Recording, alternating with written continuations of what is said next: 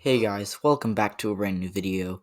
And in today's video, we're going to be talking about the 2022 midterm elections as we have been doing for a little bit of time. Now, first, before we get started, please comment down suggestions below.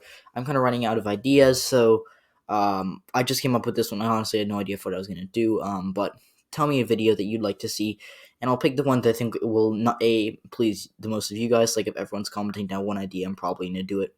And B, is going to be most successful. I'm trying to, hit 1 million views on this channel. We're currently like 920,000 according to YouTube Studio, something like that. And for 1 million views, we're planning to do a stream of some sort. We'll have to see, but yeah. So let's get started in this video. So comment down suggestions below. But yes, so today we're going to be talking about how the Republicans can win back the Senate majority in 2022. So I've already filled in this one Georgia election as blue because that's John Ossoff's seat. He just won the election there. He's going to be in the Senate until at least 2026, excuse me. So, yeah. Now, the Republican Party is in a tough situation right now because you have a lot of even, former pro-Trump Republicans really coming out and saying that they're against Trump.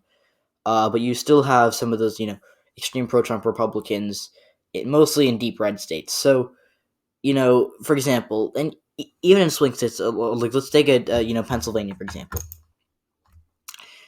John Fetterman is probably going to be the Democratic candidate. I mean, there's a possibility that's not him, but I do think that John Fetterman is going to be the Democratic candidate there.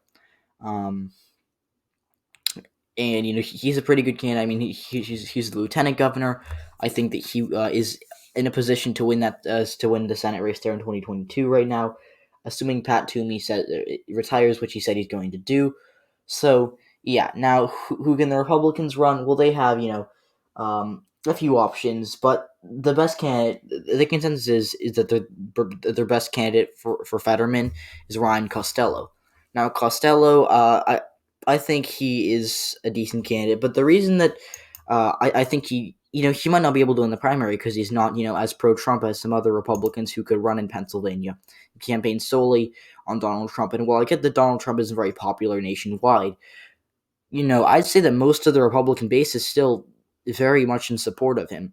So that's just one example, and that's why the Republicans are going to have trouble running good candidates because all of good candidates are going to appeal to Republicans, Democrats, and independents alike. But can they win the Republican primary? That's going to be the issue for them.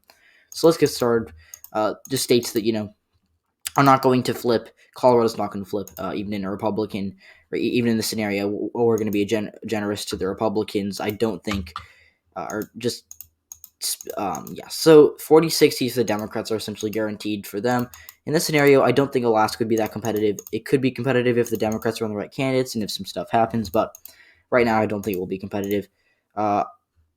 Florida is in this scenario not going to be competitive. Missouri, Cantor wouldn't run. Iowa, Grassley runs. I think Grassley is going to end up running for re-election, even though he's a fossil. But yeah.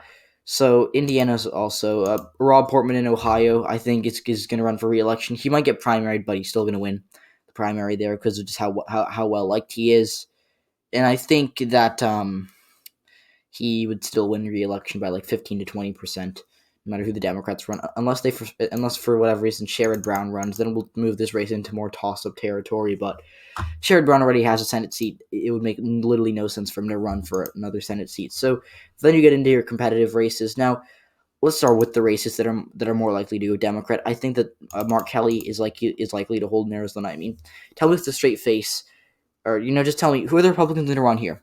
Kelly Ward is one option, but she's a very far right candidate who primaried John McCain, and really is not very well liked in Arizona, to be honest. She's well liked by the Trump base, but she's not very well liked by moderates. And Arizona is a very moderate state. They like moderates like Sinema, Kelly, Ducey branded himself in 2018 as a moderate.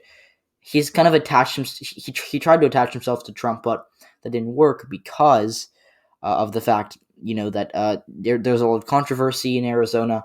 Ducey said Biden won the state, and really. Trump tried to call him, and Trump has really just really hurt Republicans, especially in Ducey in Arizona and Kemp in Georgia, by saying they're rhinos because they didn't try to overturn the election in his favor. So I think Arizona, the Republicans are in a really tough spot there. And I get that the American voter has a very short memory, but I still don't see the Trump base coming out for Ducey, and I don't see the moderates really coming out for him either against a popular incumbent. So I think Kelly's going to hold. I think he's going to win by a little more than he won by in 2020 and 2022. Then I think, trying to give the Republicans 51 seats, I think Nevada would still stay as a Democratic state. I think the Democrats would still hold on to Nevada. I mean, Brian Sandoval could flip the seat. I think he's the only Republican who could win, but Catherine Cortez Masto is pretty well liked, and I don't see her losing even in a Biden midterm. So yeah. Now, I think for the Republicans, they'd have to hold Wisconsin. They don't really have a ton of interesting candidates here. I mean, Scott Walker said he's not going to run, so I think that they could run Dave Beth, who is the sheriff of, I think, Kenosha County. Excuse me. So, yeah, the Democrats, they have some interesting candidates. I mean, Janet Bewley, for example, who's a Wisconsin Democratic leader in the Senate. She is a populist progressive. I think she could potentially win Wisconsin. But we'll keep it as a Republican for right now. This could change.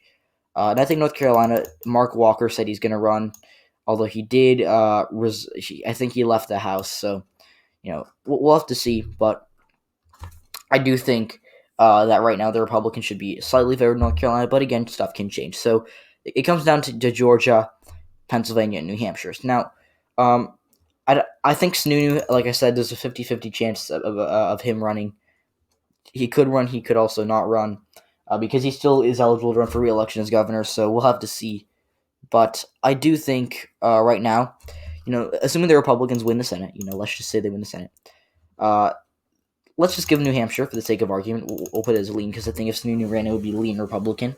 Because remember, the Republicans in New Hampshire haven't been winning statewide races. I mean, they lost won a Senate race there in 2010, and they lost, they've been kind of bad in the House. I mean, New Hampshire has two really competitive House districts. Both their districts are essentially toss-ups, and the Democrats have been winning them by upwards of 5% since 2016.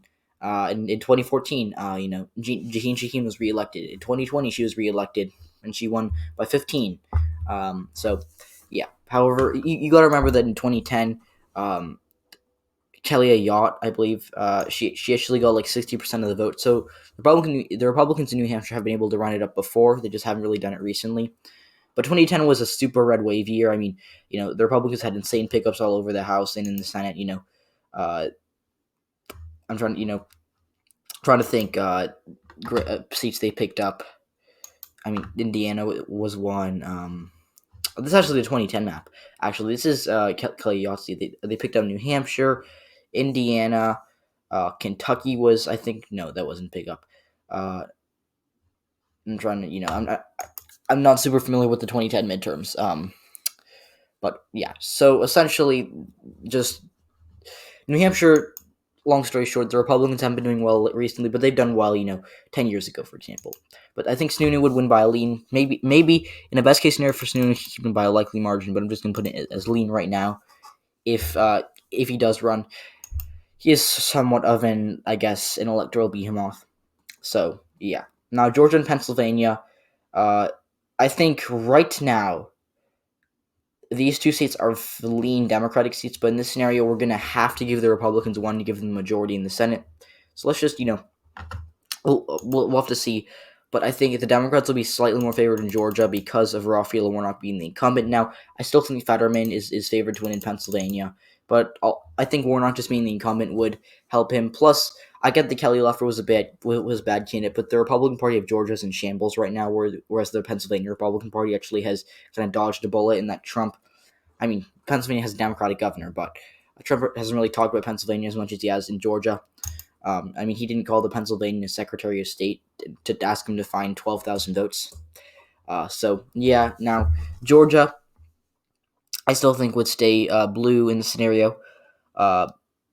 I think Warnock, it will be popular enough. I don't think, he won't be like, I'm trying to think, he won't be 2016 Susan Collins level of popularity, and he won't be, Phil Scott, governor of Vermont popularity. He won't be Bernie Sanders, senator from Vermont popularity, but I think he'll be fairly popular.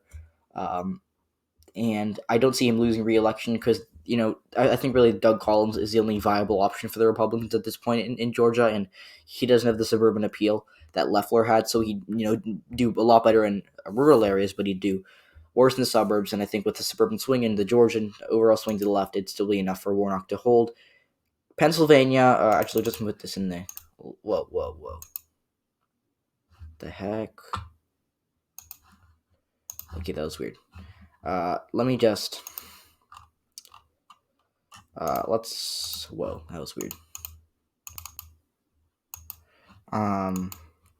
So yeah. But yeah, now I do think that Pennsylvania would still. I think there's a chance that it stays red. I mean, but I don't see Ryan Costello. I don't think could make it out of the Republican primary, and then getting past that, who do they run? I don't see who they're going to run. So I think Pennsylvania and Georgia are, 2 and 3 Democratic victories, but we'll have to see. I just think with PA being a tilt or a GOP held seat that it might stay, whereas Georgia being a Democratic held seat might stay. But this is essentially the Republicans' path to victory in the Senate.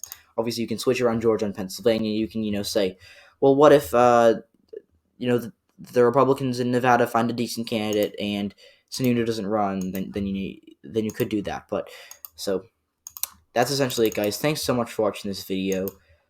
Be sure to like and subscribe if you haven't already. I hope you enjoyed. Stay safe. Have a great rest of your day.